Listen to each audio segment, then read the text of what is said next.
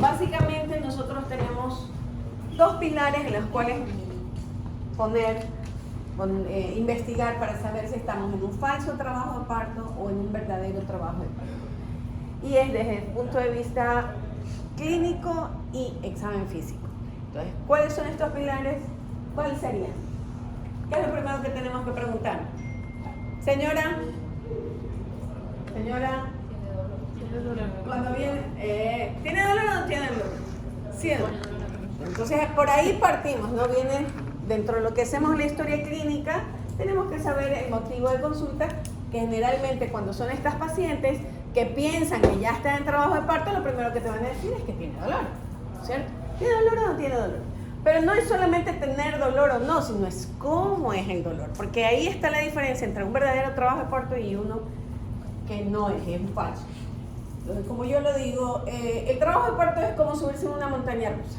Te subes a la montaña rusa y no, la única forma para bajarse es con tu bebé en brazos. Nada de que pare aquí, que aquí me quedo. No, o sea, empieza y es un verdadero, digamos, carretera. O sea, estás y terminas con tu bebé en brazos. Así, y ya sea por parto normal o por cesárea, ¿cierto? Claro que nosotros algunas veces intentamos parar cuando no está a tiempo, ¿cierto? Porque también puede haber un trabajo de parto verdadero, pero está fuera del tiempo, porque nosotros sabemos que un bebé a término está desde las 37 semanas hasta las 42 ya. Después de las 42 semanas es post-término y antes de las 37 semanas es un pretérmino. Entonces, cuando es antes y le falta tiempo y está con contracciones, nosotros tratamos de evitar esas contracciones para que no se produzcan las modificaciones cervicales. Entonces, estas contracciones, o este dolor, realmente es el reflejo de una contracción. Y esa contracción tiene ciertas características, ¿no? Primero, que generalmente va de atrás hacia adelante, ¿cierto?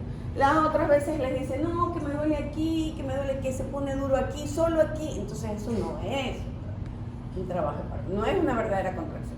Va de atrás hacia adelante y es como que fuera una campana. Es más, cuando si ya han visto los monitoreos fetales, se te grafita acá como que es una campana. ¿Por qué?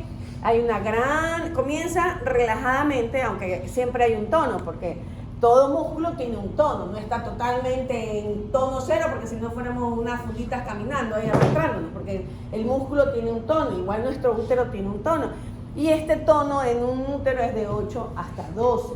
Entonces eso vamos a ver ahí siempre, no a ras, cuando nosotros vemos en el monitor, no es que está a ras en la línea de 0, sino está un poquito más arriba, no es porque tiene un tono.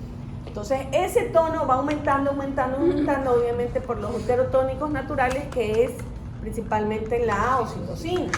Entonces esa comienza y va así, ¿no? Fuerte, hasta que llega a un acme, a un punto, a la cima, y luego otra vez se va. Entonces uno le ve el reflejo de dolor a la paciente, ¿no? La cara de dolor comienza así, dependiendo, ¿no? Unas son más expresivas que otras te quieren casi que arrancar la mano, ¿no? Cuando te agarran, ¿no?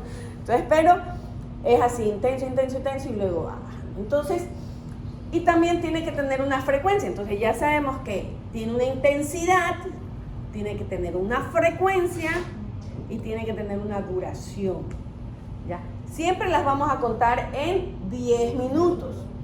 Es de 3 a 5 es lo normal, menos de 3 no es que es anormal, porque empieza así, empieza con 1 cada 30 minutos, luego va 1 cada 10, luego van 2 cada 10, 3 cada 10. Como le digo, es un camino, que vamos ahí en un ferrocarril, en las vías de tren y no hay nada que nos pare, ¿no? Eso va aumentando. Entonces, la frecuencia para que este trabajo de parto termine en un parto vaginal tiene que ser 3 en 10, ¿no? Es decir que es como que se exprimiera, porque el útero tiene sus marcapasos en la parte cornual, ¿no? Entonces en los cuernos, entonces él como que lo exprime, ¿no? Entonces hay un efecto mecánico que empuja al bebé. El efecto mecánico hace que también la cabecita comprime el cervix, y eso es lo que va a hacer que comience a dilatarse y a borrarse.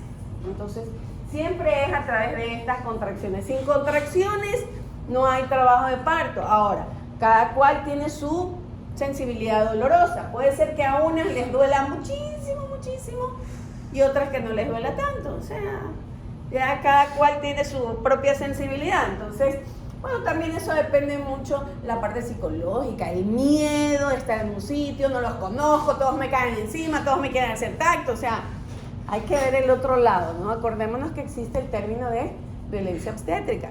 Entonces hay que tener mucho, hay que ser empáticos, ¿no? Imagínense que ustedes le estén, yo qué sé, tengo un accidente de tránsito y todo el mundo le cae encima así, pone esto, pone lo otro, y nadie le explica nada, o sea, uno está como que entregado, ¿no es cierto? Entonces, más o menos, porque eso es un evento que debe ser lo mejor para la mamá, pero algunas veces puede ser un poco traumático, ¿no? Entonces hay que ponerse en los pies de la otra persona, hay que ser empático, ¿no? Tratarla con respeto, honrar ese momento que es, bueno, para toda mujer es muy magnánimo, ¿no es cierto? Imagínense, va a ser mamá, va a tener a su bebé, entonces hay que tratar de que sea la mejor experiencia dentro de lo que cabe, ¿no? Entonces, para que sea un trabajo de parto verdadero tiene que ser regular, entonces va como por ciclos, una así, ¿no? Si va una después de 1 hora y después desapareció y apareció en 2 horas y luego en 1 hora, entonces eso no tiene una regularidad. Entonces, para que sea un verdadero trabajo de parto tiene una frecuencia de 3, mínimo de 3 en 10 minutos. Ahora la actividad va aumentando, como les dije, ¿no?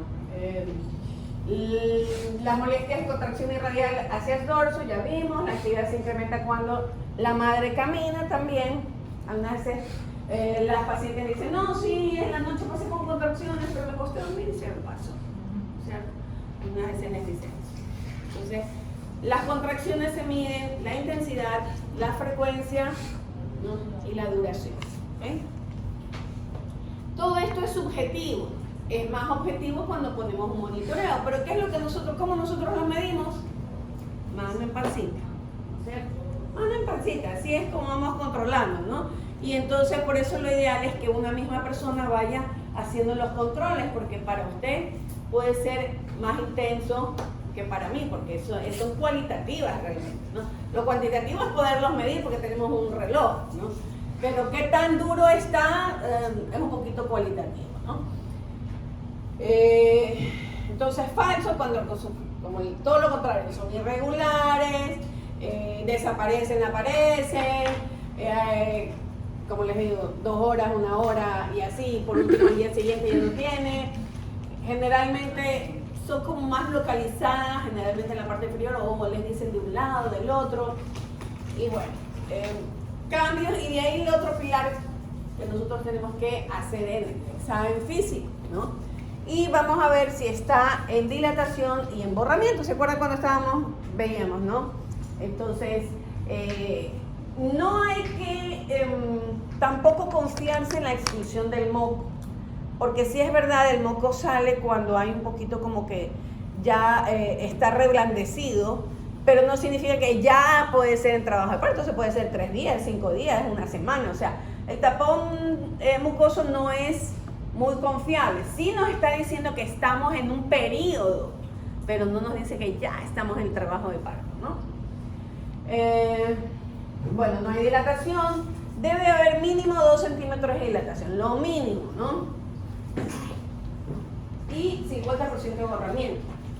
Esto generalmente, si es verdad, en unas dilata más rápido que en otras borra más rápido, pero generalmente la mayoría de las veces van como que a la par las dos cosas, ¿no?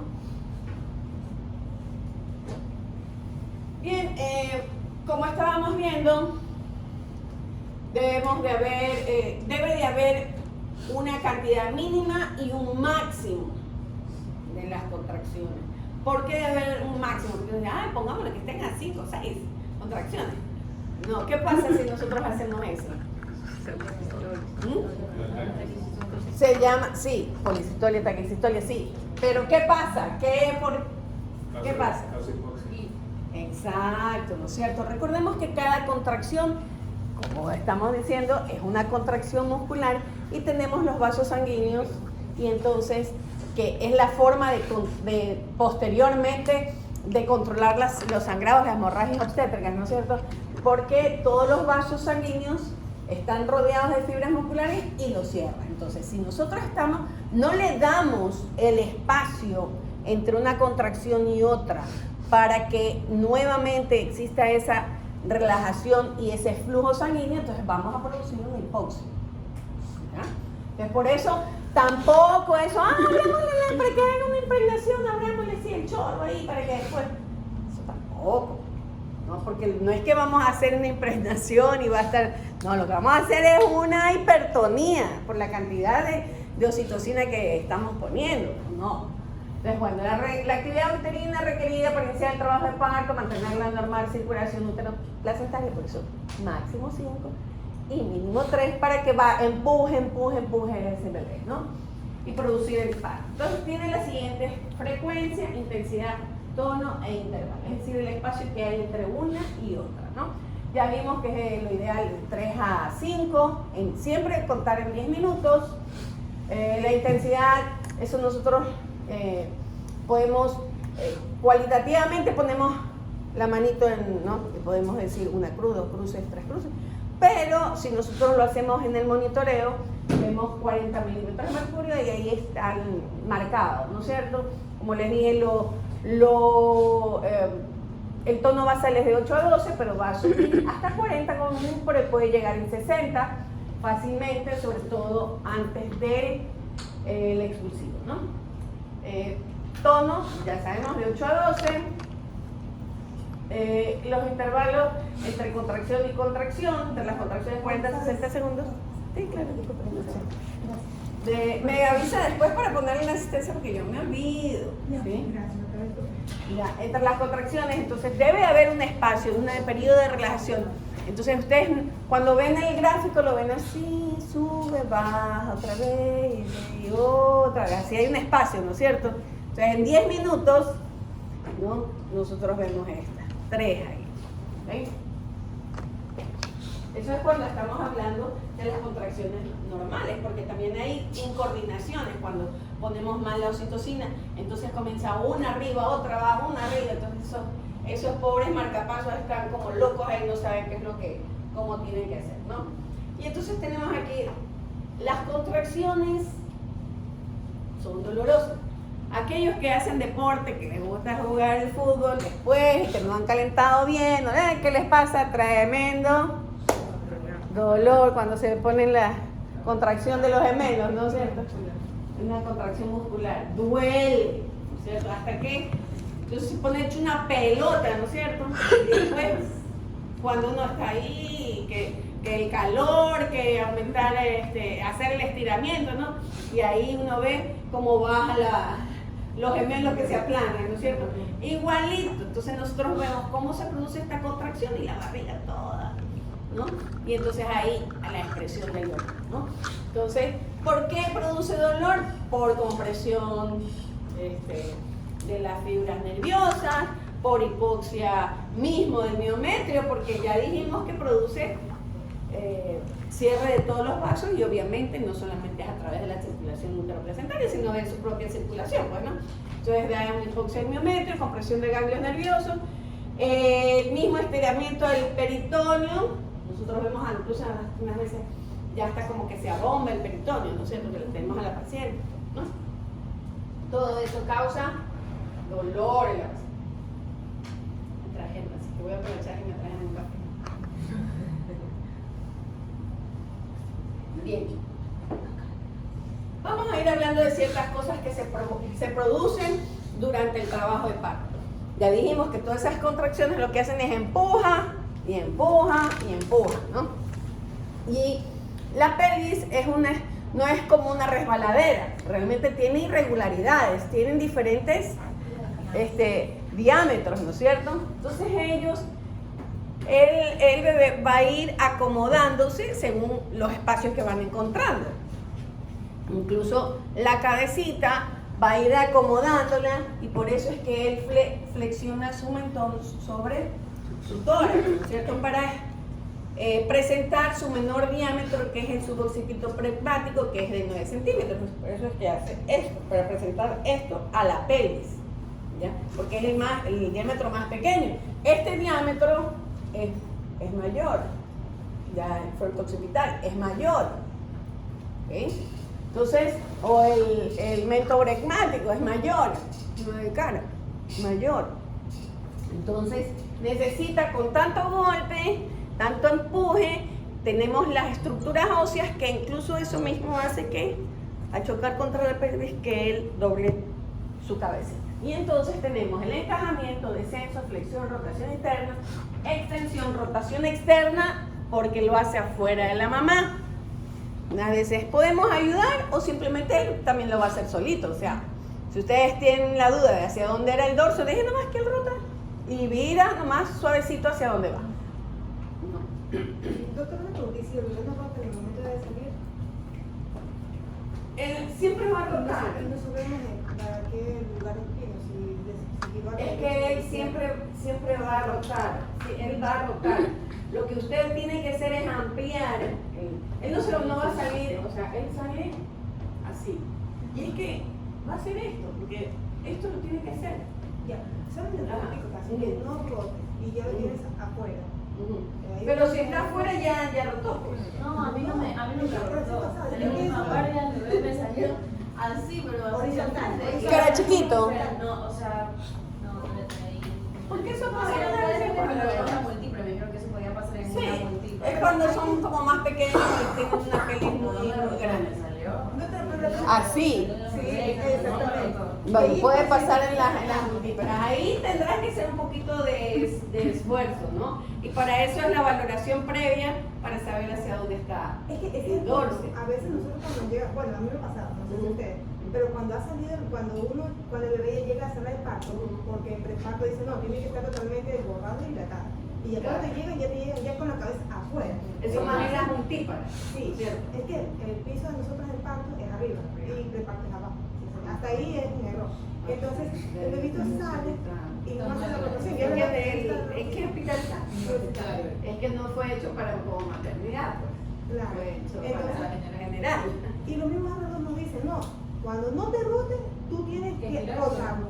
Sí, o sea, tendrías que ayudar a rotarlo, ¿no? Pero para eso, a ver, cuando ustedes hacen también tienen que valorar, es que eso es lo ideal, que quien esté en lo ideal, ¿no? Que quien haya hecho las valoraciones previas sea el que atienda. Exactamente. O por último apunte, pues, porque ¿qué es lo que tú también haces? Esas es las variantes de posición, pues está, ¿cómo está? El bebé siempre para que nazca tiene que estar en un circuito público, para que haga esto. Exactamente. Ya. Y cuando tú previamente tú haces o ves cómo va rotando, tú sabes hacia dónde está el dorso, ¿no es cierto? Entonces también hay que colocar no solamente actividad sino cómo tú encuentras en cuanto a la variante de posiciones. Ahí tú ya te das cuenta, estaba del lado derecho, estaba del lado izquierdo, y entonces ahí tú te guías para rotarlo. El que dice, a veces no nos dicen, el noveno me dice, parto. Pero si hace partograma. Sí, doctor. Claro. Pero ahí tienen que ponerlo. Primero sube la paciente y luego de media hora llega la carpeta. Bueno, ahí son cosas como que administrativas que hay que como que mejorar o mejorar la comunicación entre ustedes. Porque el que está abajo, ya saben ustedes quién está arriba teniendo parto, asumo yo, porque ustedes están divididos, ¿no? Me imagino que ustedes hacen una rotación, a tales le hacen, están en emergencia, a tales están en preparto, tales están en parto, ¿no es cierto? Entonces el pobre paciente va de un lado al otro con médico, ¿no? Entonces, ahí, entonces, debería haber un poquito de comunicación entre ustedes y decir, ni siquiera llamar, no detecto, sube derecha, sube, ya saben que está del lado derecho, sube en izquierda, o sea, ya saben que está, ¿no? Sobre todo en aquellas pacientes que no les dan mucho tiempo. Sí, tiene que estar, o sea, técnicamente siempre tiene que estar borrado y dilatado, porque tú no sabes cuánto puede demorar o si podría haber algo estacionario entre 8, 9, 10. Entonces, por eso siempre a parto se pasa, es completa. Pero es que a veces es multípara, solamente en cuestión de segunda ya. Claro, es que no es solamente eso, tienes que valorar todo, si tiene las membranas íntegras, sí, claro, la pelvis, sobre todo si es membranas rotas o si recién las rompiste, o sea, salen las multíparas, entonces sí, todo eso, ¿no? Multípara, o sea, eso es un poquito de comunicación entre ustedes, ya, para poder facilitarse la vida, ¿sí? Usted lo ayuda a su compañero de arriba, cuando le toque al revés, usted también tiene que ayudarle al que está arriba y darle cierta gran información, como dicen, o sea, sube una derecha, membranas íntegras, AMI, y ahí ustedes se dan sus mismos códigos y se los pasan. Así se facilitan todos el trabajo, ¿no? Ya sí, bueno, ya salió una por ahí, que de esas que vienen así, casi que completas desde la entrada, ya ni modo, ¿no? Pero al menos que la mayor cantidad se faciliten entre ustedes, ¿no? Hay que hacer equipo de trabajo, porque si no, o sea, como les digo, para facilitarse, ¿no? Bueno, las fases del trabajo de parto. La fase del parto, hay una fase quiescente, que ya luego la veremos porque es que se produce ahí, más por la progesterona, hay poco uterotominas, etc. Entonces es una fase que falta de respuesta contráctil. No hay solamente un ablandamiento cervical, porque recordemos, incluso dentro de los signos de probabilidad están todos esos cambios de reblandecimiento del útero, del cuello, ¿no? De ahí tenemos la fase de activación, que es la preparación. Incluso existen las contracciones de Braxton Hicks, que son las contracciones falsas, que esas dicen que están desde el primer trimestre, pero realmente entre las 28 y las 32 semanas se hacen un poco más evidentes, y que son las preparatorias para las verdaderas del trabajo de parto. La fase 3 de estimulación ya es todo el trabajo de parto, y la fase 4, la involución de todos aquellos cambios que se hicieron durante estas 40 semanas, o 37, 40 semanas. Entonces tenemos siempre esta curva, ¿no? Esta curvita que vemos aquí. Tenemos la fase que la tenemos dividida en la fase latente, la fase y la fase activa, ¿no? La fase latente, esta fase latente, una paciente puede pasar una semana, ¿no? Con 2 centímetros de dilatación, que tenga algo de dolorcito, y este es el que dice que estamos incluso en la preparación o en el falso trabajo de parto, porque todavía no hay una verdadera dilatación, todavía no hay esas contracciones de 3 en 10, ¿no? Son muy cortitas también, ¿no? Entonces, algunas pacientes, las primigenias, pueden pasar fácilmente de 24, 48, 72 horas. ¿No? Entonces, ¿qué es lo que hacemos? Simplemente a la paciente le decimos, señora, le damos todo, mire, estos son los signos las de alerta, les damos la indicación, que si se mueve, no se mueve, si pierde sangre, si pierde líquido, si tiene fiebre, si le arde para orinar, si su bebé no se mueve, etcétera, etcétera. Le damos las indicaciones o la podemos ver, dependiendo cómo sea las posibilidades de una consulta externa, o le decimos que venga cada 24 o 48 horas, o si hay alguno de los cambios que anteriormente indiqué, ¿no? La fase activa, ya ahí sí, tenemos unas contracciones,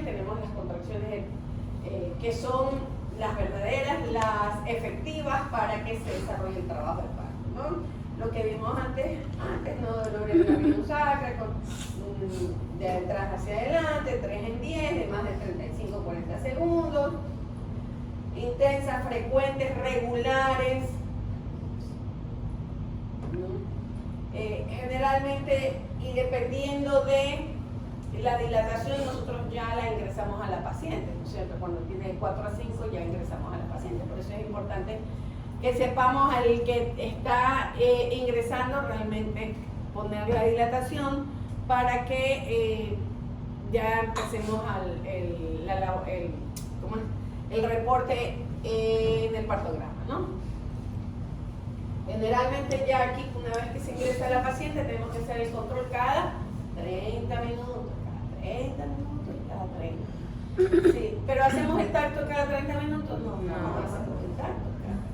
Recordemos que cosa que mientras más tactos ustedes hacen, mayor traumatismo va a tener en el momento del parto, mayor probabilidad de desgarros va a tener y mayor probabilidad de una endometritis y hasta una sepsis posteriormente, ¿no? Entonces hay estudios que totalmente han encontrado esta relación sobre el número de partos y las infecciones puerperales. Y bueno, ya vimos aquí, tenemos la fase, la curva, la fase latente, la fase activa. La fase activa la tenemos dividida en la fase de aceleración, pendiente máxima y desaceleración, ¿cierto?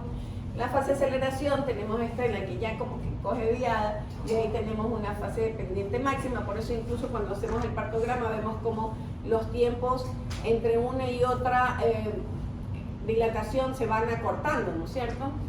Y bueno, como forma general dicen que cada 1 centímetro cada hora o 1,5 centímetros a 2 en las multíparas y 1 centímetro en las nulíparas, ¿no? Por hora.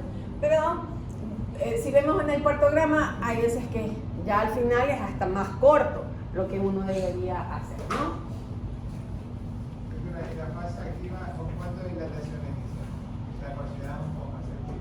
La fase, a ver, tenemos la fase latente que es hasta las 2. Desde ahí tenemos 2-3 centímetros. De ahí a partir de 4 centímetros ya eso es la fase activa.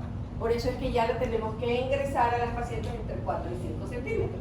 Lo que necesitamos saber es con cuánto nosotros ingresamos a una paciente, independientemente si sea nulípara o sea multípara. ¿Ya?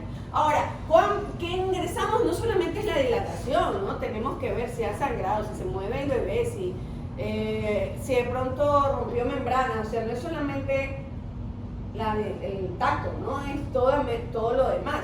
Si la paciente está todo normal, entonces nos enfocamos solamente en la dilatación, pero si no, porque muchas veces entre si es multípara o no es multípara, si está con 3 centímetros, ya sabemos que ingresamos a 4 centímetros, y ya es como el cuarto o el quinto, pues no le voy a decir váyase y regrese, no le voy a decir vaya por aquí alrededor, hágase la última comprita aquí al frente, yo qué sé, y regrese, ¿no? Porque entonces va a pasar lo que usted me dice, no te llega toda que ya hay rota membrana, peor, ya salió en la camilla, ¿no?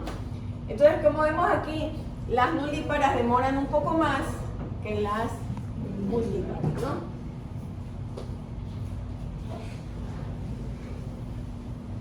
Bueno, existen ciertos cambios que va teniendo el útero se hace como un cono, ¿no? O sea, no sería como un tubular, sería, ¿no? Por el principio es como un conito, pero la parte del cuello y el segmento se va dilatando para que pueda salir el bebé, ¿no? Entonces esto se va afinando y obviamente los orificios cervicales se abren, ¿no? Entonces hace de forma alargada el útero, ¿no? Lo hace incluso de 5 a 10 centímetros más abierto, de tal forma que hace como un tubo, ¿no? Las fibras musculares se tensan, pues el segmento inferior y cervioso es lo más flexible. Recordemos que esto, incluso cuando nosotros operamos, vemos tremendo grosor, ¿no? Por la hiperplasia y la hipertrofia del músculo. Pero a nivel del segmento, ¿qué pasa? Está muy finito, ¿no es cierto? Igual el cuello se hace muy reblandecido porque lo permite que esto sea muy flexible para el paso. Y la parte, digamos, activa en la parte superior, que es lo que lo empuja.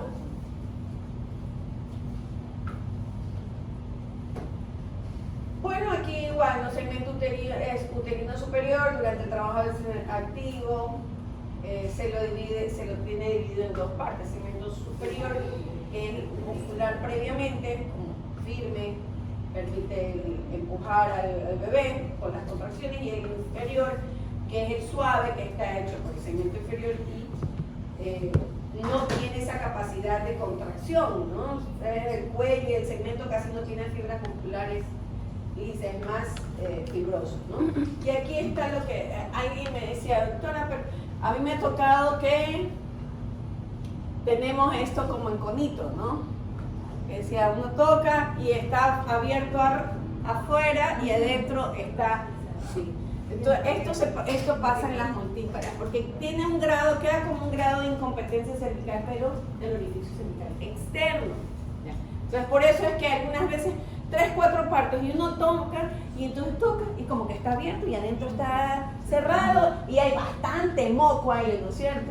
Entonces, eso pasa más en las multíparas. En las primíparas, pues todo está cerrado y va como que primero se borra y ahí va separando, va abriéndose, ¿no? Eso básicamente se ve y aquí también lo podemos ver, ¿no? Va a ser como un conito ahí. Bueno, esto fue lo que hicimos en la práctica la otra vez. Nos dimos los dedos, ¿no? Que una estándar prácticamente 3 centímetros. Y entonces vamos, según, ahí espero que en la casa vayan y se cierran los ojos, están con su cinta métrica y se hacen más fácil poder homogenizar entre ustedes mismos, y ya para todos 3 es 3 y no 3, y para otros 5, ¿cierto? Me imagino que en algunas ocasiones pasa. Oye, ¿le ingresaste con tanto? No, pero sí tiene tanto. Con lo cual, cuantitativamente, utilizando la cinta métrica, y ustedes ya saben cuánto miden, esa medida de referencia, ¿no? La primera dilata y luego borra. Perdón. La primera Primero borra, luego dilata. Vemos aquí. Entonces, por eso es que esta queda como conito, porque aquí está, queda como abierto. Entonces, esto tiene que borrarse para poder abrirse. En cambio, en acá es al revés.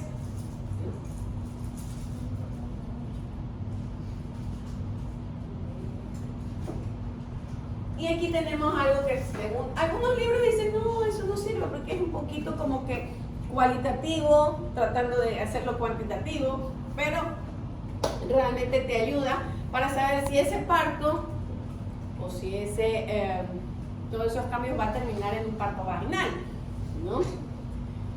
O si es que de pronto en algún momento una paciente post-término, ¿no?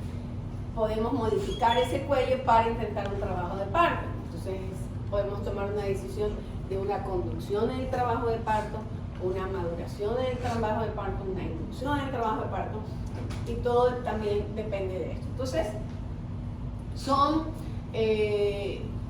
5 parámetros: dilatación, borramiento, posición,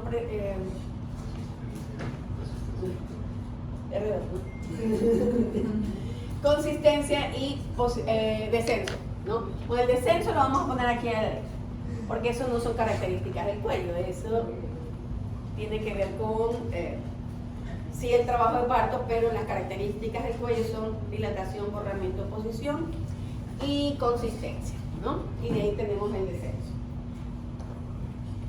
Bien, ese puntaje uno lo puede tener ahí en su celular o como sea, ¿no? Para hacerlo. Entonces, según lo que nosotros encontremos, le damos un puntaje, ¿no? Recordemos que el descenso tenemos los planos de Lee y los planos de Hodge. Nosotros generalmente usamos los planos de Hodge, pero algunas veces sí tenemos que saber dentro de los planos de Lee. Creo que les puse por aquí una equivalencia. Allá. Si es de 7,95, más de 95 probabilidad de que va a ser parto vaginal. O sea, 50, 80, ¿no? 5 a 6 y menos de 4, definitivamente es casi como que caro cruz. Tal vez sí, tal vez no. Sobre todo si, por ejemplo, tenemos una paciente, para 40 semanas, bueno, ¿qué hacemos? Le tomemos, tiene un bishop de 4, podemos madurar ese cuello, ¿cierto? Hacemos una maduración para que después podamos hacer la inducción o podamos hacer, dependiendo si ha detonado las contracciones o no, podemos hacer una... Esa inducción es siempre después de las 41 semanas, sí, es que no se presenta ningún problema. ¿Siempre después de las 41 semanas o puede ser? O sea, es que tú puedes esperar hasta las 41 semanas para que se trabaje el parto. Algunas veces las pacientes se impacientan, pero realmente si uno le explica, son 41 semanas, 41.6, 41, perdón,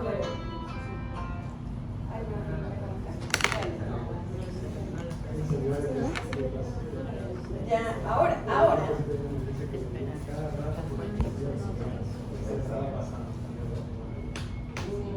Oye, sí le contesté de esa, del libro. Le contesté. Ya. Ya, ahora dígame.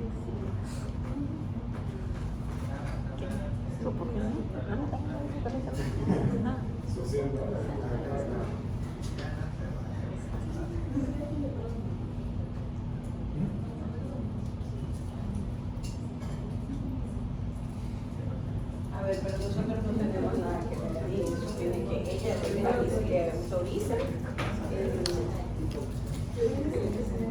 Claro. Sí, eso ya está fuera de nuestro.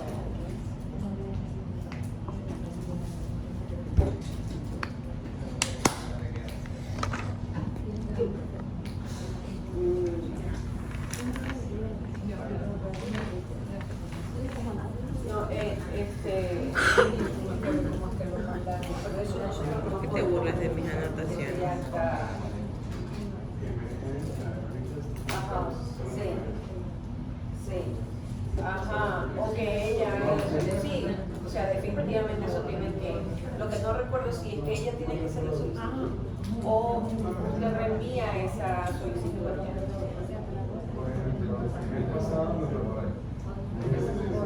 Sí, hay buen contexto que eso, nosotros en algunos de esos, que ya no es competencia de nosotros, sí.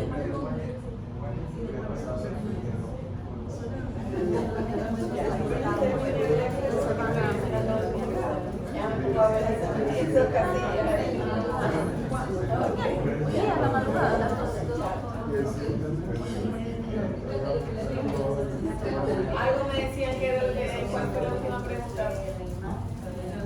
No, era eso lo de la maduración, si necesariamente era... Claro, es que tenemos que, o sea, técnicamente tenemos que ver si es que no existe ninguna otra, que sí que el líquido amniótico, que la placenta no está senescente, todas esas cosas te pueden guiar, pero si todo está normal, recuerda que nosotros contamos siempre la fecha probable de parto a partir de la fecha de última menstruación, pero son 2 semanas después que realmente hubo la concepción. Entonces hay esa, o sea, fuera fácil, si 2 más 2 es 4, o sea, realmente, pero tenemos tanto que la ovulación tardía, que de pronto realmente no eran tan regulares, que después juega mucho el tamaño del bebé. Entonces por eso es que tenemos tanto espacio de 37 a 42, no son como 5 semanas, o sea, la mayoría está entre las 40 y las 41 cuando son primigestas, ¿no?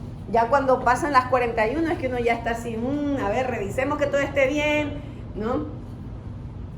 Como para hacer eso. Y también recordemos que si nosotros vamos a hacer ya maduración cervical, esa paciente no puede quedar caminando por ahí, ¿sí? Porque existe una probabilidad que exista una hipertonía algunas veces, ya porque las contracciones que originan el misoprostol, no es en forma de ciclos, ¿no? Es sostenida, exacto. ¿Ya? Entonces, cuando ya nosotros decimos, no, mejor, ¿sabe qué, señora? Vamos a intentar el trabajo, porque al final las pacientes quieren intentar un trabajo de parto normal, ¿no? Entonces, vamos a intentar el trabajo de parto, vamos a hacer que este cuellito esté más blando, permita que sea... También tenemos otras cosas, ¿no? Como es la maniobra de Hamilton, que viene y despega, eso también detona la producción de oxitocina, aparte que quitas el anclaje y aumentas el nivel de prostaglandinas locales, entonces también te ayuda, ¿no? Cuando pones el cuartito de misoprostol, te ayuda y no puedes utilizar oxitocina sino siquiera 4 a 6 horas después, o sea, ya a la paciente le tocó quedarse hospitalizada, ¿no? Bueno, aquí está como digamos como un equivalente, ¿no? Los planos de Hodge, cuando uno habla de encajamiento flotante, insinuada, encajada, muy encajada, o los planos de o los planos de Hodge, perdón, los planos de Lee. Doctora, tengo una pregunta. ¿Hasta cuánto tiempo se podría esperar una vez que ya está en curso lo que es el trabajo de parto en fase latente, porque, o sea, la duda me surge debido a que, por ejemplo, en el CIE 10 hay un código que te refiere a un trabajo de parto prolongado en la primera etapa de la fase de parto, y hay otro que te dice de la segunda etapa de parto. Entonces me llama la atención eso de ahí. Esa parte, Ujú. ya. Generalmente tú esperas una semana, ya, pero tiene que estar ya con 2 centímetros, ya está reblandecido y acortado, y obviamente tenemos una edad gestacional apropiada. ¿Ya? También tenemos que ver que no sea multípara, porque unas veces las pacientes multíparas tienen esto que los cuellos son un poco dehiscentes, o sea, todo eso tienes que ver. Por eso es preferible valorar a la paciente cada 4 días, ¿ya? Cada 72 horas para que tú puedas ir bien. Unos 4 días, si es que no ha habido las contracciones, porque realmente tú tienes que esperar hasta las 41 semanas. ¿Ya? Pero si la paciente ya botó el moco, ya ves que está dilatada, está con contracción, entonces ahí tú ya puedes decir que estamos. Aunque generalmente, ¿qué es lo que tú haces ahí ya? O tú ingresas a la paciente y le pones la oxitocina, todo depende de cómo esté. Porque si ya está dilatado 2 centímetros, ya no necesitas tanto poner misoprostol, a menos que esté duro, pero y ahí tienes que como que valorar, por eso es importante ver si está central, si está dilatado, el borramiento, todo eso, ¿no? Yo tengo una pregunta, pero mayor de 6 de la entrada de Vision, de este Vision, es que se comienza a dar la oxitocina. Menos de 6, no, sería solamente el misoprostol. No. O es más de 5. A ver, no. Mayor a 5. ¿Qué es lo que te dice aquí? La probabilidad de un parto vaginal espontáneo, ¿ya? Cuando tiene 4 o menos, la calidad del cuello no es la adecuada. Entonces ahí tú pones maduración. Ahí unos te dicen 4, otros te ponen otra literatura, te ponen 5, ¿ya? En cuanto a poner la oxitocina, generalmente tú lo haces para la conducción del trabajo. Vas a conducir porque tiene 1 o 2 contracciones, tú ves que ya está dilatada, la ingresas, pero todavía las contracciones no están fuertes, no están frecuentes, no están intensas, entonces tú vas poniendo la oxitocina y siempre pones de menos a más.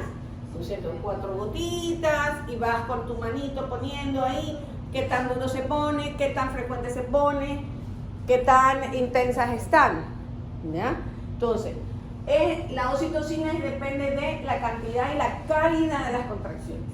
Y la duración de la gente. Claro, así es. Pero mayor de 45, de 50, de 60. Porque he tenido pacientes con 4 contracciones de 10 minutos de 50 segundos. Entonces ya termino, ya no doy la segunda dosis de misoprostol, sino que ya ahora sí la puedo. ¿Estamos hablando de misoprostol o estamos hablando de oxitocina? Misoprostol, que ya le di Ya. la primera dosis. Ok, sí, es que el misoprostol básicamente es para cuello, más que para contracción, ¿ya? Que tiene un efecto de contracción, sí, ¿ya? Pero tú realmente lo que quieres es que se reblandezca el cuello y al reblandecerte se ayuda a dilatar. No, claro, pero por eso digo, con la primera dosis de misoprostol, la paciente me llegó con eso, con esa cantidad que le estoy indicando. Ya, pero ¿cómo estaba el cuello? Después estaba duro, estaba con 2 centímetros. Ya. Que ahí estaba duro. Después con la primera dosis, que son 25 miligramos de misoprostol, la paciente me avanzó. Tenía 1 o 2 contracciones, pero después llegó a 4 contracciones. Con la segunda dosis. Con la primera dosis. Con la primera dosis. Ya, ahí por ejemplo ya no puedes seguir. Ya no, Tienes otros 25, te va a hacer una hipotonía. O sea, todo eso toca. Eso es lo malo del misoprostol. No es muy predecible. Aquí no se usa, pero tenemos los dilatadores hidrópicos que, como se van hinchando, van dilatando, ¿no es cierto? No tiene una acción química, sino más bien física, ¿no? Es mecánica, Ajá. es mecánica. Sí, es mecánica porque se va hinchando y va dilatando, ¿no es cierto? O sea, eso generalmente nosotros no usamos el misoprostol, que sí tiene un efecto un poco, exacto, no es muy predecible, no podemos decir en todas las pacientes nos va a pasar eso, pero si le pones la otra dosis, obviamente va a ocasionar que se va a producir una hipertonía o una policistolia. Y el problema es que del misoprostol no es como cuando tú vienes y le cierras la... No, ciérrale, ¿no? Ciérrale por el lado izquierdo. No lo puedes, ya no puedes retirar, ya se absorbió y eso dura 4 horas. ¿Ya? Ahora, ahí como le digo, a tratar de despegar la membrana, porque algo sí debió haber ocasionado, algo debió haber modificado el cuello, ¿no? Entonces ahí uno intenta, ¿no? la maniobra para despegar las membranas, ¿sí? Pero y si no hay nada más, ya te toca nomás operarlo, porque tampoco vas a exponer a una hipoxia del bebé.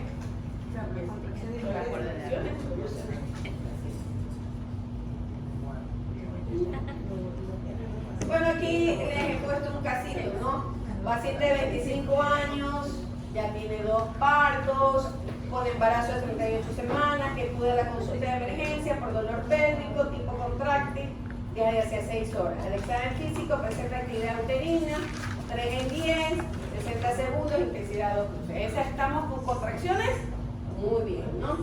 Cervix blando, 3 centímetros de dilatación, 50% de borramiento, producto del segundo plano de 8. Realmente, a grosso modo, está bien, ¿no es cierto? Vamos a ver según esto. Entonces, teníamos puntaje de 2 porque tenía 3 centímetros de dilatación, borramiento de 40 a 50, tenemos estaba en segundo plano, que era blanda, y consistencia intermedia, entonces un total de 7. Que a pesar de que todavía no la vamos a ingresar porque recién está en 3 y 4, ingresamos de 4 a 5, pero ya sabemos que las condiciones del cuello están muy bien, ¿no es cierto? Para que podamos continuar, la seguimos valorando y lo más probable es que sí vaya a terminar en trabajo de parto. ¿No? El paciente de 28 años, de pronto ahí podemos hacer es una conducción si es que fuese necesario, si no le damos ahí nada más a que evolucione, que generalmente le ponemos la vía, ¿no? Paciente de 28 años, gesta 0, con embarazo de 39 semanas, que acude a la consulta de emergencia por dolor pélvico, tipo contráctil, desde hace 24 horas. Al examen físico presenta actividad uterina, 3 en 10, 60 segundos de intensidad, 2 cruces. Cervix central, consistencia intermedia, 2 centímetros de dilatación, 30% de borramiento, producto de primer plano. Que eso se puede ver realmente en las pacientes primeras, ¿no? La otra es más fácil, generalmente viene todo el conjunto y es más fácil su evolución. Entonces aquí podemos de 1 a 2, 1. 30% de borramiento, porque menos de 50 es este en primer plano, medio insinuado ahí, consistencia intermedia, posición media, total 3. Lo más probable, 39 semanas, que podríamos ponerle un cuartito de misoprostol para mejorar las condiciones del cuello, porque las contracciones, y esperando que no modifiquen mucho las contracciones, porque las contracciones estaban bien. O podemos hacer la maniobra, despegar, observar, ¿no es cierto? Porque algunas veces están como ancladas ahí, una vez que ya les despegamos con el aumento natural de las prostaglandininas de este reflejo, hace que mejoren las características del cuello. Y el partograma, ¿no? El objetivo del partograma realmente fue disminuir las probabilidades de cesárea, disminuir las probabilidades de complicaciones por la cesárea, ¿no?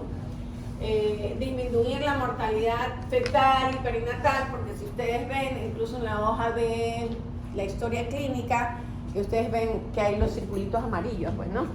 Y siempre una cesárea es círculo amarillo, porque es un factor de riesgo incluso para que se produzcan otras patologías, ¿como cuál? ¿Cuál será? Una cesárea puede producir en el siguiente embarazo, ¿qué?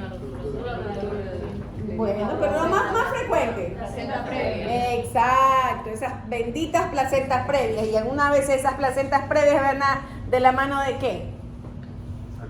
Exactamente, de acretismo placentario. O sea, ahí un placenta previa,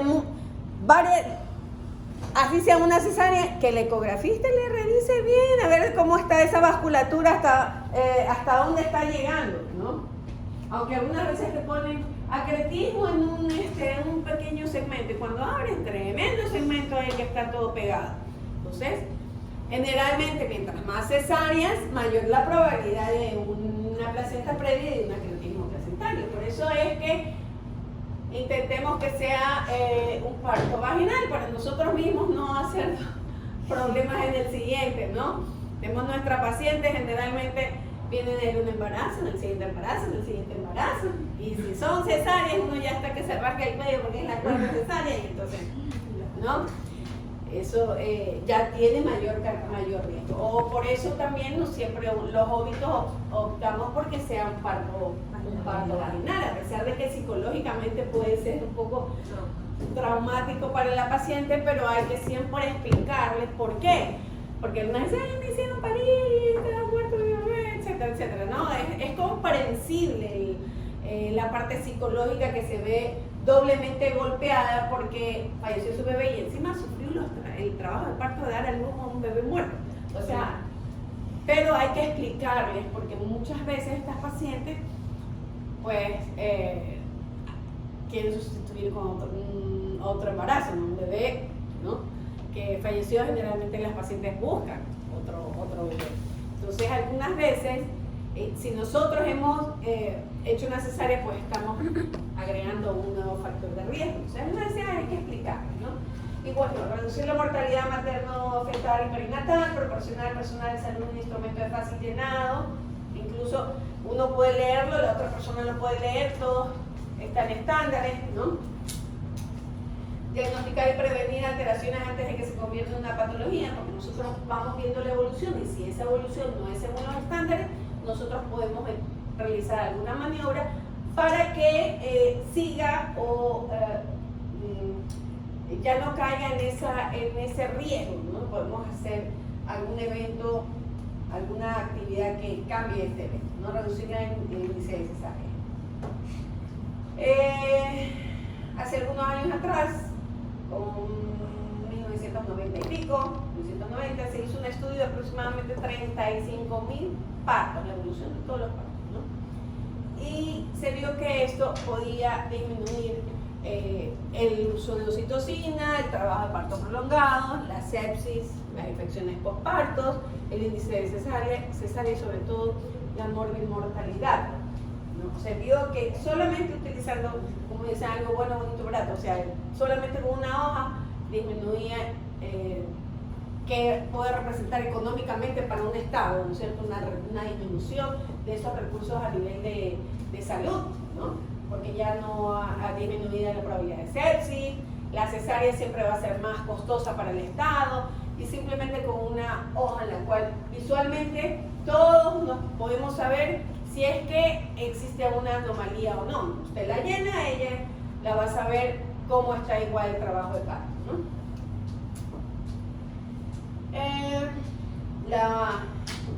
Se lo llena desde el momento que ingresa la paciente, ¿no? Y cuando ingresa la paciente de 4 a 5 centímetros, incluso está la rayita aquí, ¿no? ¿Sí ven? La rayita, justo en la mitad, de 4 a 5 centímetros uno ya ingresa. Por eso es tan importante que quien está en emergencia, pues realmente la ingrese ahí, ¿no?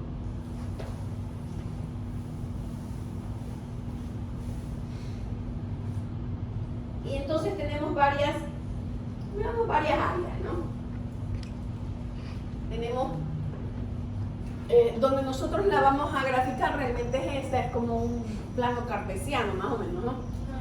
Y tenemos una parte que es donde nosotros tenemos que llenar, que es la que nosotros vamos a hacerlo cada 30 minutos. Tenemos como una escala a un lado y ciertas, digamos, simbologías, ¿no?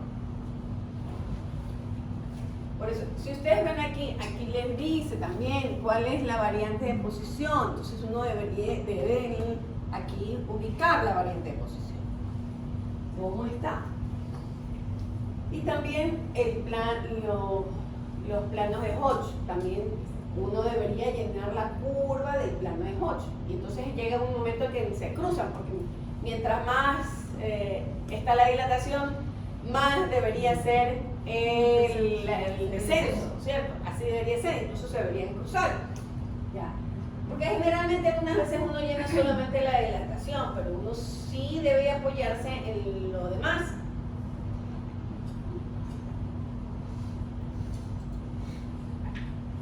Y bueno, la parte de arriba, como siempre, es la identificación, ¿no? Ponemos nombre, historia clínica, ¿sí? Nombre completo, ¿no? La fecha de ingreso, el número de cédula. Esa es la partecita de aquí, ¿no es cierto? Antes que me olvide, esta parte, esto del partograma, está dentro de la historia clínica perinatal, ¿no? Si ustedes ven en la hoja que es de doble carilla, que está en la parte de arriba todo lo que es el control prenatal, lo del bebé, el otro lado el nacimiento, y está lo que es el partograma como tal, ¿no? Aquí solamente estamos viendo el partograma. Bien, en la segunda parte se ubica en la parte superior izquierda lo que es como referencia para realizar la curva de alerta, ¿no? ¿Qué es la curva de alerta? Es la estándar, lo que debería suceder, ¿no? Esa se marca y usted debe de irla llenando la real, y esas deberían de ir todas ahí bien paralelas, ¿no? Si están hacia el lado izquierdo, está normal. Si va hacia el lado derecho, ¿qué significa? Que se está deteniendo y no está avanzando como debe avanzar, ¿cierto? Entonces, pero como vimos, y como yo les decía en un principio, por ejemplo, no es lo mismo una multípara con una primigesta, ¿no? Entonces, si rompió membranas o no rompió membranas. Entonces, hay ciertas particularidades que tenemos que tomar en cuenta para hacer esa línea alerta. Entonces, primero, si es vertical o horizontal, o sea, hay el parto humanizado, el intercultural, el que es, ¿no? Como debe ser y como fue mucho tiempo atrás, hasta que vinieron. ¿Saben por qué el parto es acostado? No, porque el parto es ahora acostado. Dice en la literatura. ¿Sí saben cuáles son los primeros médicos, no? Casi. Los barberos. Los barberos. Sí, los barberos realmente fueron los primeros médicos. Pues entonces ahí te acostabas en la silla de barbero, ¿no? Y entonces ellos fueron los que empezaron a acostar a las pacientes. Y de ahí se pasó, ¿no? Dice la literatura.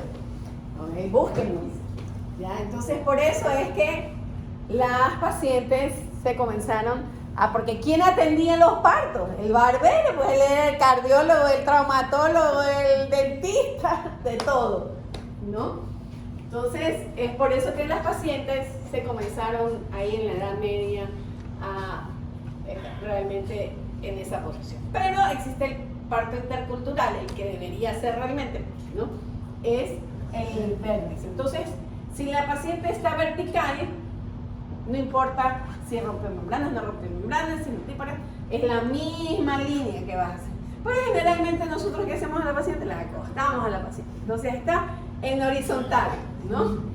Y ahí nosotros tenemos que ver si es multípara o si es primípara, ¿no? Si ha parido o no ha parido. Y dentro de estos grupos, se vio que existe una diferencia si tenían las membranas rotas o si tenían las membranas íntegras. Y por eso tenemos cinco líneas de alerta. La que es vertical y 4 horizontales. Las 4 horizontales tenemos 2 grupos, multípara y primípara. Y dentro de cada uno, ruptura de membrana o íntegra.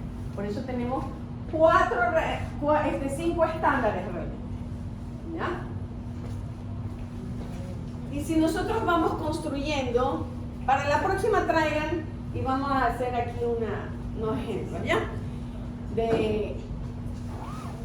Porque nosotros vemos como por ejemplo, las nulíparas, si ven, de 5 hasta 6, 3 horas con 15, pero si estamos con membranas rotas, 2 horas con 30, ¿ya?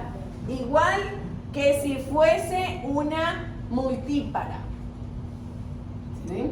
Entonces las que más van a demorar es la primípara con membranas íntegras. Entonces a ella sí, si tenemos bien las contracciones y todo, bueno, no necesitamos estarle haciendo tan frecuentemente un tacto. ¿Para qué le vamos a hacer un tacto si nuestros dedos no son dilatadores? Solamente vamos a ver la evolución. Eso de que ustedes mismos son los que se hacen el daño, que comienzan ahí a meter y dale, hay que dilatar. ¿Qué es lo que va a pasar? Que cuando para se va a romper y entonces usted se va todo el tiempo que quería ahorrarse, lo termina pagando, suturando esas horribles, trabajando en un huequito ahí, metiendo las pinzas. No. Y para colmo son sangronas, pues todo eso sangra bastante, porque acuérdense que la vasculogénesis que tuvo durante todo el embarazo, todo eso sangra, no es el mismo sangrado de una paciente con embarazo o que está haciendo algún tipo de cirugía que no es embarazo. Entonces, solamente lo que uno hace es diagnóstico. Los dedos no son dilatadores. ¿Veis? Si ven acá, que siempre la primera va a demorar con membranas más que los otros, ¿no? Si ustedes ven, es intuitivo, ¿no? La primera con membranas rotas va a ser más lentas que las con membranas, la multípara con membranas íntegras o que sea con las membranas rotas, ¿no? Bien. Entonces, bueno, aquí más o menos lo que estamos hablando, de acuerdo a estos datos, se propone el tiempo que se debe demorar la dilatación cervical en cada momento del trabajo de parto, a partir de los 4 a 5 minutos. Por ejemplo, una mujer multípara con membranas íntegras del centímetro 4 al 5 se va a demorar, o sea, del 5 al 6 se va a demorar 2 horas con 30, ya lo vimos ahí, ¿no? Y así, ¿no? 2 horas con 30, 1 con 25, 0 con 55, 0 con 40, 0 25, 0 15. Del 0.25 al 0.15 es cuando ya sale el parto. Ok, tenemos en la parte inferior izquierda una simbología que es la que yo le decía ahí, es la variante de posición. Pones un puntito negro en la dilatación. Cuando está bien en la parte de abajo, bueno, tienes que poner la frecuencia, la duración, eso es la parte de aquí, ¿cierto? Doc, ¿y si ella llega con ruptura de membranas o con el mujer? O sea, la paciente ya llegó, no sabemos de qué momento. Cuando rompió membrana tienes que utilizar el de... Pero digamos que viene la emergencia y ella Ya sin membranas. no sabemos en qué momento rompió. No importa el momento de la ruptura. O sea, eso no influye para que tú hagas la curva de alerta, solo si se rompió. Ya no me No, me refiero a la parte de la identificación. No, pues ya aquí ya tú pones que fue, puedes poner en una nota, si es que sabes a qué hora, ¿por qué no les preguntan? ¿Cómo quedó ahora, doctor? Pues generalmente las pacientes no se quedan con las membranas rotas en la casa, porque membranas rotas es membrana rota, o sea, te mojaste toda la cama, mojaste ahí. No lo sobreestime, ¿no? No, hay una anécdota, ¿no? Doctora, en la parte adversa del 051 dice membranas rotas, hora de membrana. Del otro lado, ahí se puede poner. Y no se grafica. No, pues no la grafica. Ya, pones ahí. Ay, Dios mío, se me va. Ya. Ruptura de... Esto de aquí, cuando pones ruptura espontánea de membrana, ruptura artificial de membrana, es para graficar cuando la paciente, yo me imagino que esto es la parte que tú estás haciendo. Cuando la paciente viene con membranas íntegras y tú las rompes o rompió espontánea. Algunas veces tú estás en el trabajo de parto y se rompe la membrana solita, ¿ya? Y tú ahí tienes que graficarla. ¿Por qué? Ya cambias de curva. Ya, si la paciente vino con membranas íntegras, ¿ya? Y digamos que esta curva se está yendo hacia el lado derecho, ¿no? Una de las actividades que tú puedes hacer, aparte de controlar bien las contracciones, aumentar la oxitocina, ponerle el lado derecho, es romper las membranas. Y entonces tú tienes que graficar ahí y cambiar la curva, ya utilizando la curva de ruptura de membrana. O sea, empezó como multípara membranas íntegras, pero tú viste que nada, oye, está media estacionaria y esa curva, la real, se te está yendo hacia el lado derecho, tú vienes y dices, no, vamos a mejorar el pack, las vas a romper. Pero ya la curva que tú dibujaste, la primera curva, la tienes que cambiar. Ya no puedes, porque la que usaste era la estándar de curva sin ruptura. Entonces tú vas a tener que hacer, ahí tengo un ejemplo, ya tienes que cambiar. Tú tienes que poner ahí, entonces, ruptura artificial de membrana, el ramo. Pero digamos que estaba como que se rompió espontáneamente, tú tienes que poner ahí ruptura espontánea de membrana.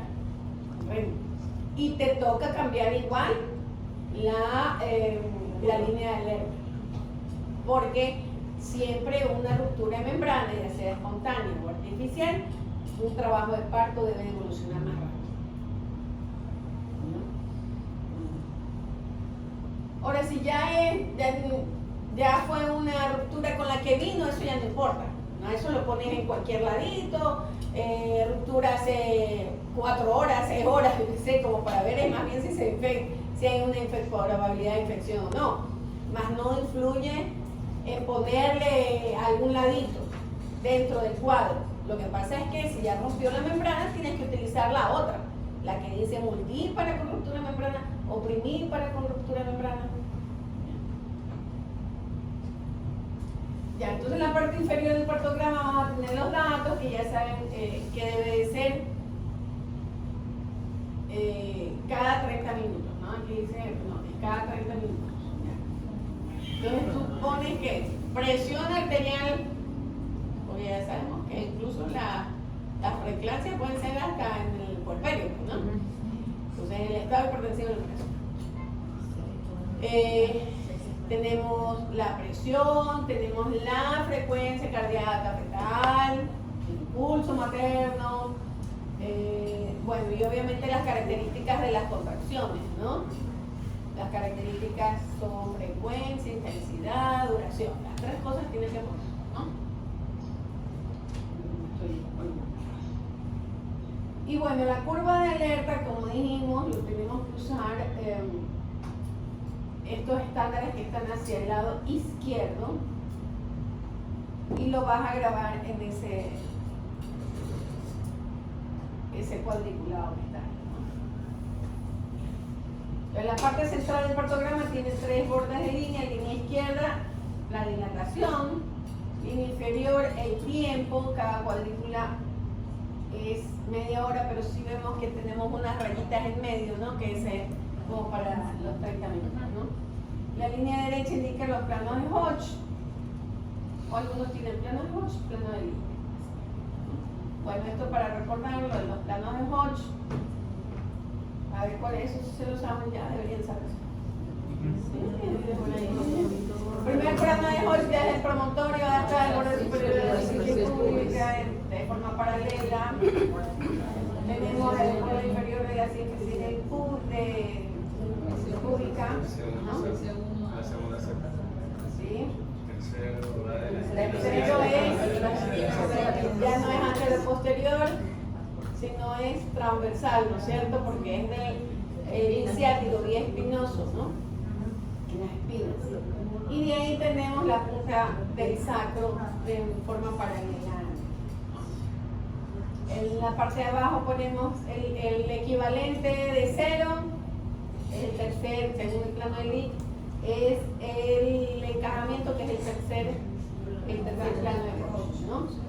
Y para arriba tenemos más 1, más 2, más 3, más 4, ¿no? Menos 1, menos 1, menos 2, menos 3, menos 4, y para abajo más 1, más 2 y más 3, ¿no? El cuarto plano es igual a más 3, y para arriba es, bueno, le pueden poner menos 1, menos 2 igual al 2, así le saben poner, o solamente 2 es 2 y 1 es 4.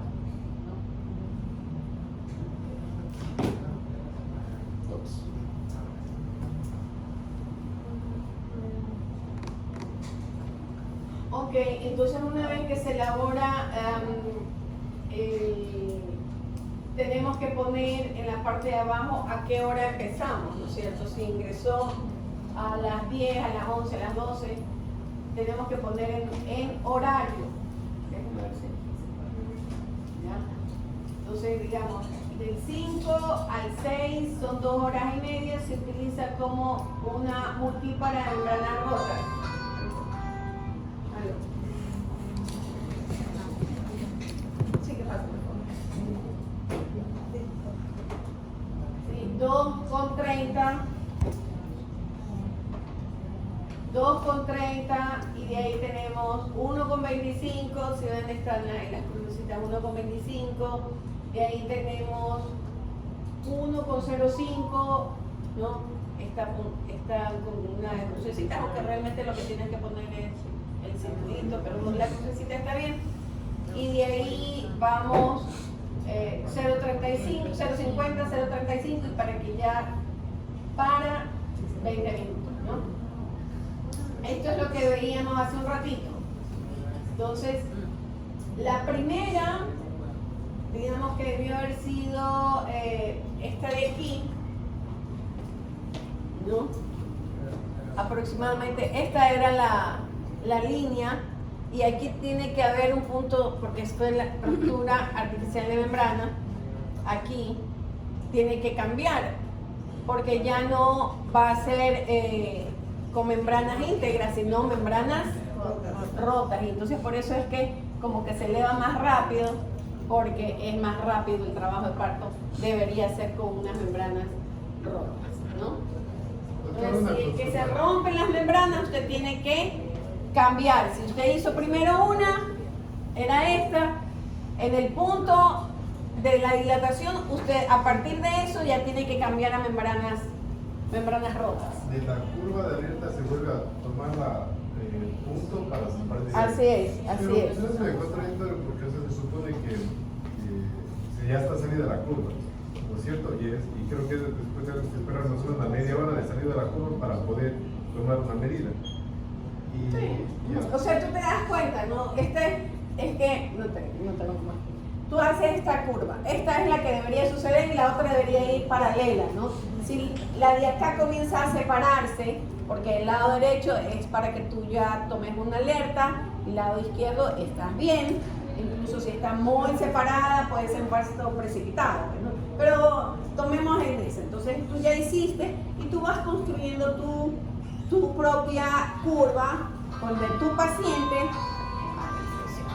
es que me ponen en la casa, pero bueno.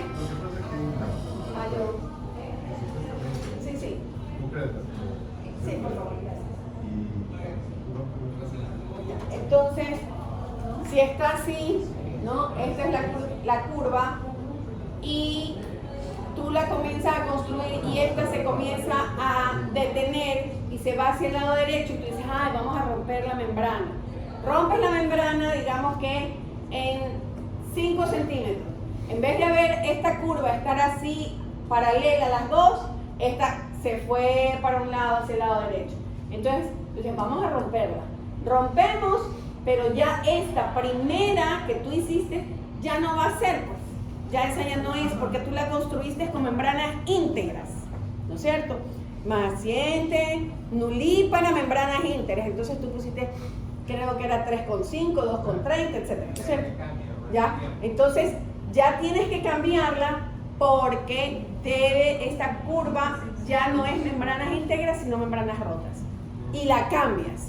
Si tuviéramos una hojita, a ver. Pero doctora, se va Regálame. de la misma curva de alerta. De la misma curva de alerta, la tienes que modificar. ¿Ya? Dígame. La única diferencia aquí sería que cuando se ha pasado la curva de alerta, que se dibuja la nueva curva desde no sino desde la dilatación. Es que tú tienes. Esa es la contradictoria. Si tú haces esta curva, ¿no es cierto? Y aquí, la tuya estaba aquí, ¿no es cierto? Tú estás así y en vez de ser, se está separando, ¿no es cierto? Se está separando. Se está separando y tú tienes que hacer algo. Rompes membrana, ¿no es cierto? Pero ya esta ya no va a ser así, porque esto va a ser más más paradita, digámoslo así. ¿Por qué? Porque normalmente es más rápido. ¿Ya? Tienes que fijarte, y esta debería ir con lo que rompes membrana. ¿Qué es lo que debería suceder? Que esta debería irse más hacia arriba. Pero eso la vas a ir construyendo según cómo va dilatando, pues tú no puedes saber. Pero la línea de alerta tú la tienes que cambiar. La primera. Eso es lo que... Perdón, ¿se puede pasar? Sí, claro. Porque hay muchas cosas, pero solamente esa parte yo no he entendido. Dicen algo y dicen otro. ¿De quién era? Ese de buen chicle, ¿no? Por ejemplo, doctora, nosotros ya tenemos una paciente con Esta es la dilatación posición del caso. y nosotros tenemos que esta sería la línea de alerta, ¿no es cierto? Así es. Ya. Ajá. Poniendo un ejemplo, no parándola a la línea de acá, Ajá. nosotros, por ejemplo, digamos que la curva se nos empieza a abrir. Y nosotros, como ya empezamos a perder este punto, rompemos membrana. Y les decimos que rompemos membrana acá, en la parte de acá, que sería, no sé cómo está esto de acá, que sería Aquí 7 de estamos, dilatación y estamos acá Ajá. ya. Entonces rompemos membrana, pero nosotros volvemos a coger, trazamos la línea de acá, ¿no es cierto? Y ya en estructura de membrana. Esta es la línea De alerta.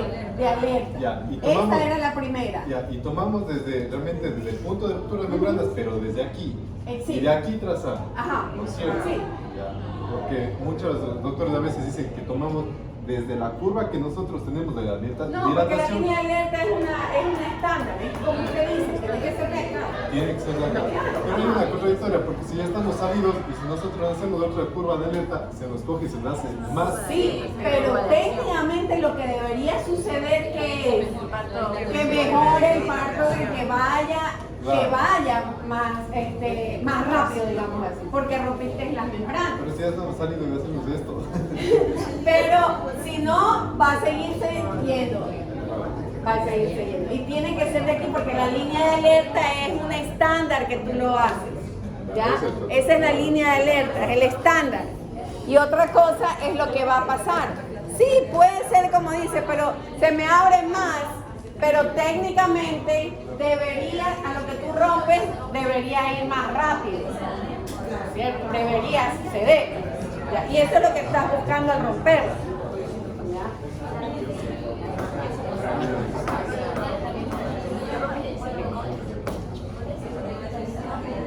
Porque es que no puedes cambiar la otra línea, la línea de dilatación la vas construyendo. No la puedes cambiar.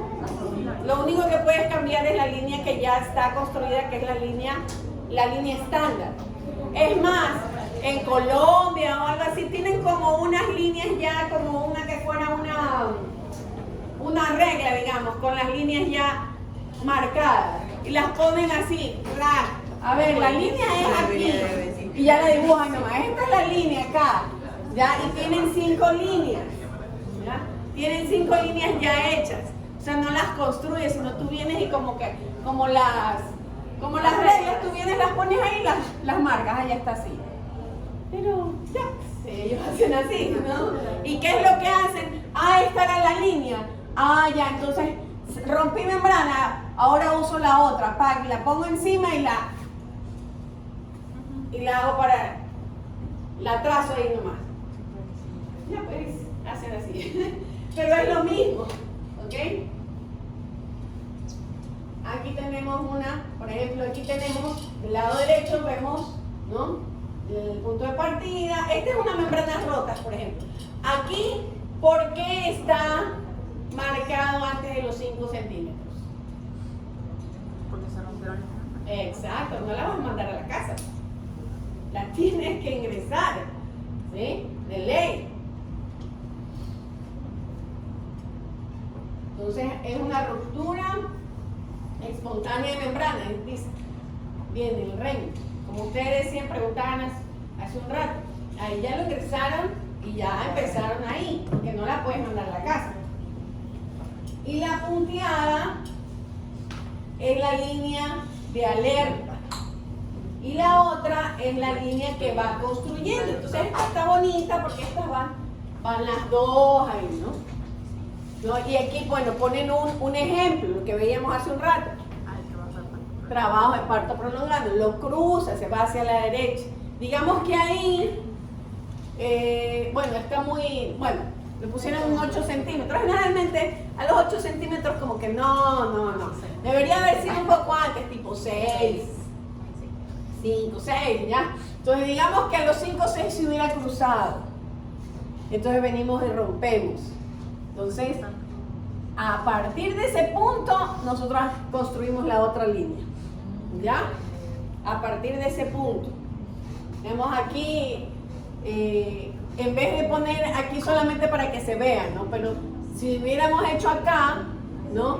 Entonces, y rompo la membrana aquí en 6, entonces esta ya no va a estar así, sino va a estar más para arriba. Y esta, que rompí la membrana, porque digamos que está por acá, debería comenzar a irse así, paralela. No se va a abrir, sino va a irse paralelo. Ya, eso es lo que debería pasar. ¿Ok? No regresa, pero se mantiene.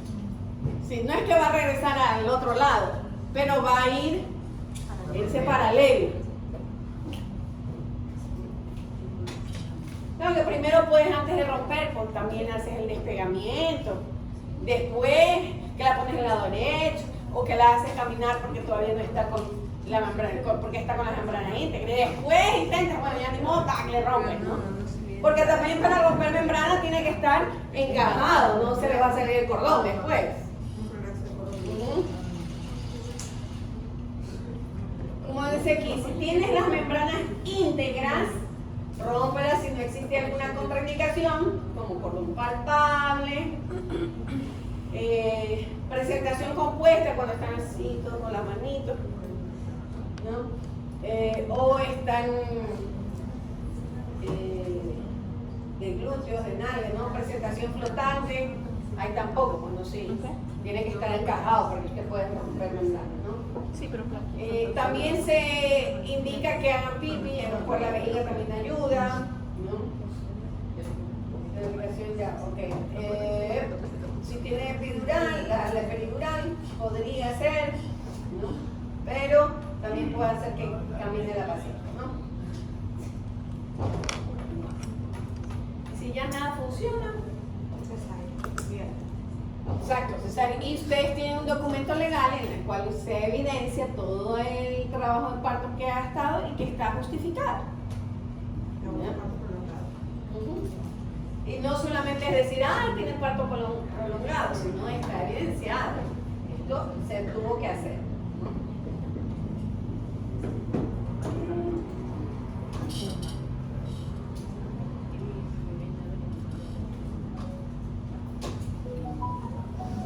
Vamos a dejar, y traje también para que vean lo que es, como es un poquito largo también, lo que es todo lo que pasa después del alumbramiento.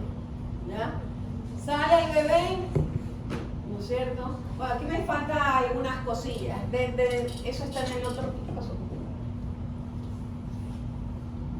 Boicot. ¿Se apagó? Está cansado. Así de. Por ejemplo, hemos llegado hasta la dilatación y todo eso. Nos falta la expulsión del producto, existen maniobras que uno tiene que hacer. Nos falta el manejo activo del tercer periodo del trabajo del parto, MATER. Nos falta el alumbramiento. Entonces los vamos a ver la próxima. Y de ahí voy a solicitar que nos presten para ver si hacemos lo de la episiotomía y también atendemos unos partitos con Noel, que tenemos con los simuladores, ¿ya? Sí, ahí se pueden